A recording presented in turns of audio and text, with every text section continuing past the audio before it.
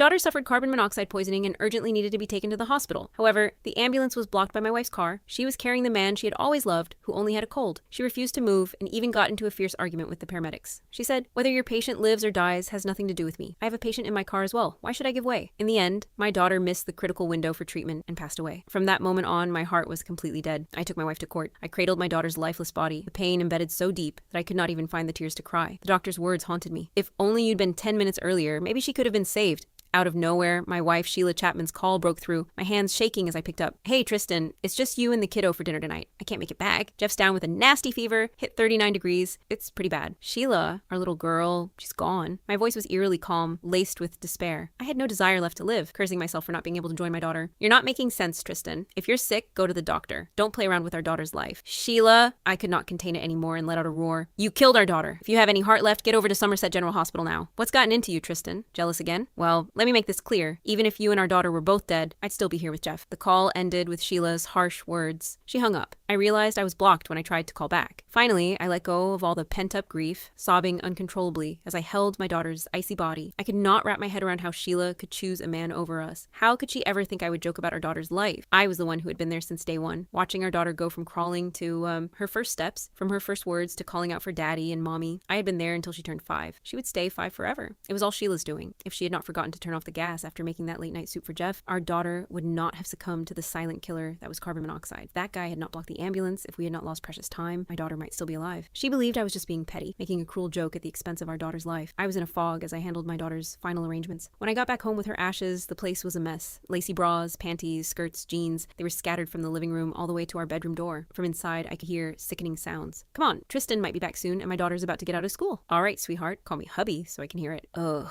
hubby." My hands were fists so tight that my nails were cutting into my palms. After setting down my daughter's urn, I went to the kitchen and grabbed a knife. I kicked the bedroom door open, and there they were, bare as the day they were born. "Ah, hubba, you...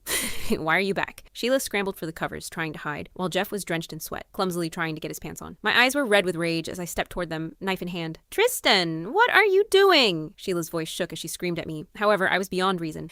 "I'm going to kill you both." I swung the knife at Jeff, but he was quick. He grabbed the nightstand and hurled it at me. It hit me before I could get out of the way. He grabbed Sheila, and they bolted for the door. I chased after them, pain ripping through me, and then I was hit by something that made my insides turn to ice. It was Chloe's urn. I tried to catch it, but it fell, hitting the ground with a sound that echoed through my hollow heart. My heart might as well have stopped, and my mind was a blank slate. I just stared at the urn, the reality of it all too much to bear. The lid had come off, and her ashes were spread out on the floor. Trembling, I reached out to gather what remained of my little girl. My hands would not stop shaking, no matter how hard I tried to steady them. When I looked up again, Sheila and Jeff were gone, vanished into thin air. That was when I lost it, tears streaming down my face. I made a silent vow,